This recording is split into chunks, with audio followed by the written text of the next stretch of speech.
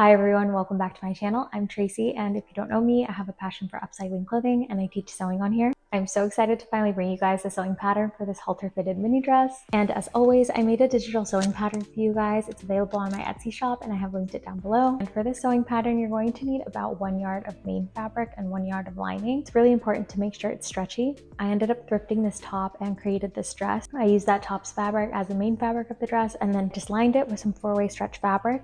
So I do recommend just buying any 4-way stretch fabric, or feel free to buy something secondhand at your local thrift store. For the hardware, you need some sort of ring. I ended up buying these really cute like heart rings. I just used one for the belt and I used another one back here to attach the halter. I always list the required materials for you guys down below. And this sewing pattern is very beginner friendly, so I hope you guys enjoy the tutorial.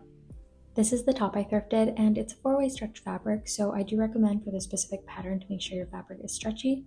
I wanted to show you guys how I create my sewing pattern. So for this one, I draped it. So I just take my fabric to the dress form and just follow my style lines. So for stretch fabric, it's so easy because there's no need for darts or seams. You just kind of stretch it on your dress form and just create the shape you want.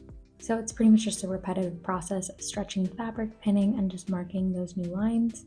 I take it off the dress form and then I just mirror image it and I end up with my final piece with seam allowance, and then I just repin it on the dress form.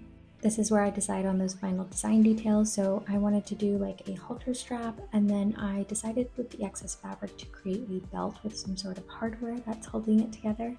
And once I decide on everything, I just transfer it to paper and create the paper pattern, which is what you guys have. On the sewing pattern, I indicate how many pieces of lining and main fabric you need, so just follow that. I cut mine out on the fold because that's how I created my pattern, but for you guys, I actually patterned out the full piece since it's an asymmetrical hemline. Now you can take your main fabric, your front and the back, and place right sides together and just pin the side seams.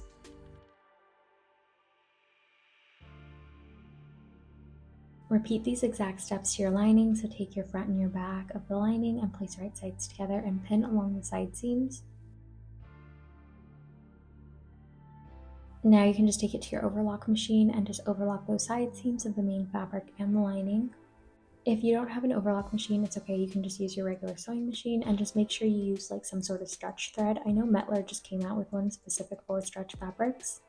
Take your strap pieces and place right sides together of your main fabric and your lining and pin along those sides.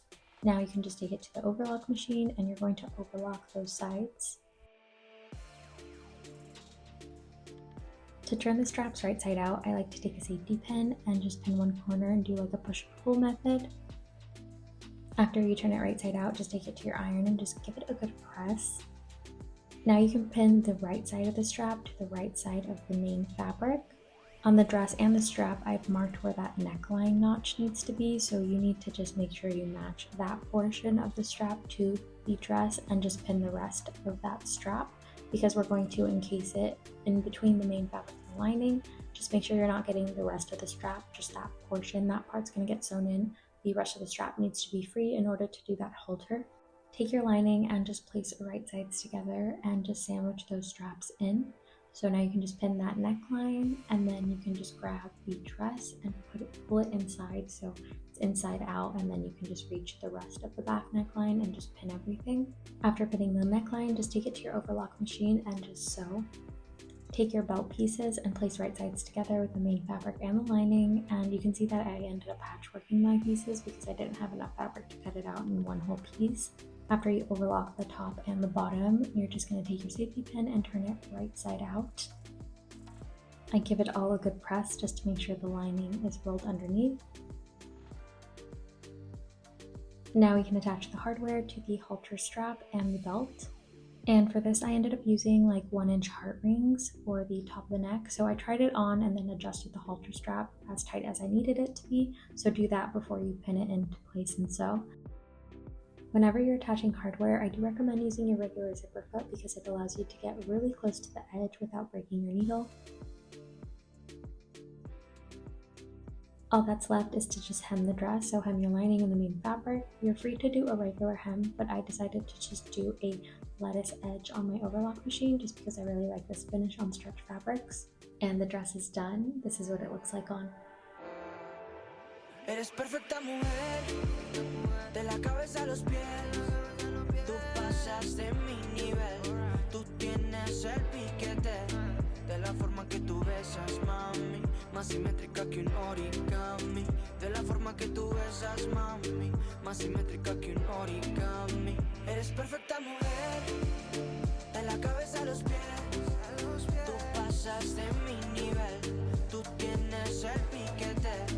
De la forma que tú besas, mami, más simétrica que un origami.